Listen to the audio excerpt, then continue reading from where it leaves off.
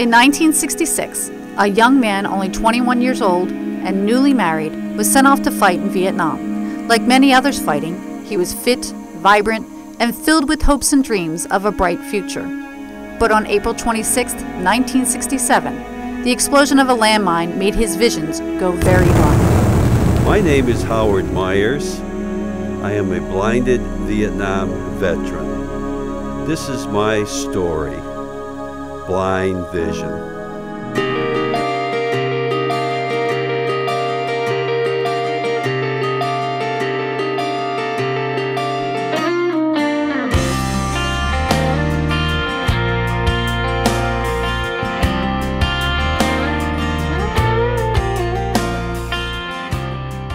Upon returning home, Howard faced depression and the fear of the unknown.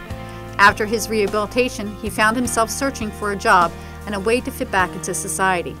Through a newspaper article written about his loss of sight and search for employment, he was hired by Massachusetts Mutual Life Insurance Company. In July of 1969, his first contract year, he became the #2 sales agent in the United States.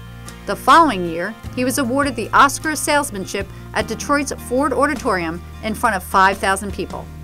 Within 2 years, Howard had succeeded in his new career as a blind man in a sighted industry, but he did not stop there.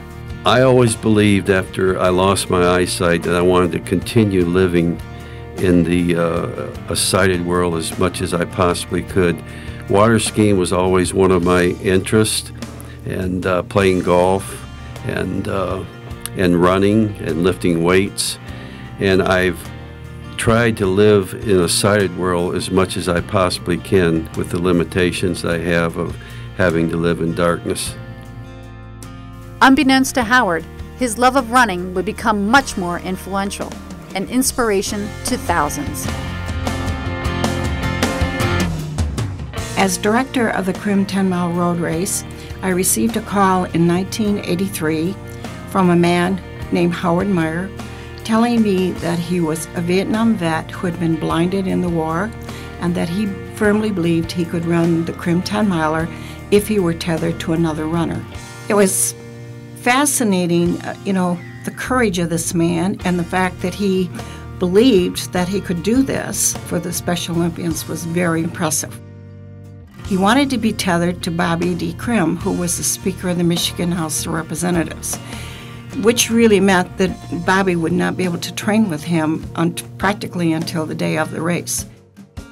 On days when we couldn't get anybody over there to train, I found out that Howard was hanging on to the doorknob of his family car while his wife drove him up and down country roads.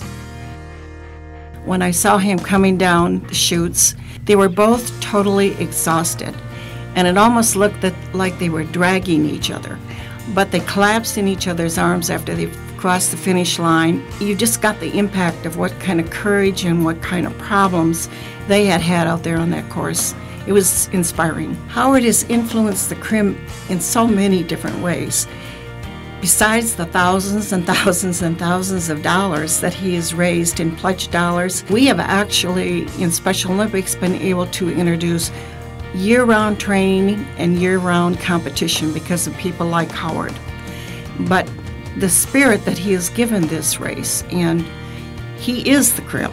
It's very, very difficult to think of the Crim and not think of Howard. I'll tell you, it's the most fantastic thing that ever happened to me. As Bobby said, I felt great the first 5 and got through the hills great. And then about the 6 and 7 mile mark, the heat started to hit me, and Bobby just kept saying, "You got it, Howard." And I kept believing him, and we finished, and I just thank God for it. I'll tell you, he's the guy that inspires me and a lot of other people, and I'm so happy about what's happened to this race. It's going to be the biggest one we've had, both in money and people, and it's a big one for me to run with a guy like Howard Myers, I'll tell you. Howard had another blind vision, to run on his own. He prayed for an answer. I met Howard in 1987 when we bought our house and we moved in there. The inspiration for the track probably come from early childhood experiences. My father had a friend that was virtually the same situation. He was a blinded veteran from a landmine in World War II, and I observed him in the different things he did with the wires and how he would move around his property and work his farm. I've watched Howard run alone many times when I was out walking around in my property, as it's right next door. And for me, it's an inspiration for me to see what he can do. And it makes me feel good that I can help him get something back that was taken away from him. While Howard has inspired people from far and wide, it was in his own home that the impact was greatest. His family and friends. Howard and I have been married for 36 years. I have always viewed him as an ordinary man who chooses to do extraordinary things. Over the years, I found there's not much he can't do except drive, and he's been known to do that on occasion. He is the love of my life's partner, and my best friend. It's taught me that if you think you can do something, and if you put your mind to it, you can definitely achieve it. I looked over at her and I said, "Tell me something, kid. What's in it for you?" Running with an old guy. And she looked back at me and smiled and she said, "You're my best friend." My dad, Howard, is a really big inspiration. Means a lot to me in my life. I'm glad that he's always been there for me and my kids. Truly is a really great person. Very honored to know him. I love him and he's my hero. You know, hopefully one day I can grow up and be the man he is.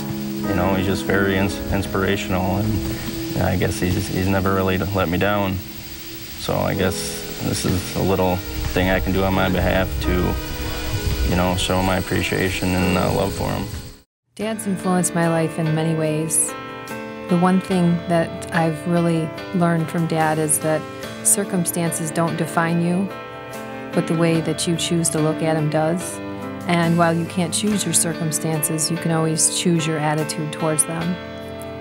And he's been an amazing example of perseverance, determination, and courage. Beautiful baby from the outside in, chase your dreams, but always know the road that'll lead you home again. Go on, take on this old world, but to me, you know you'll always be my little girl.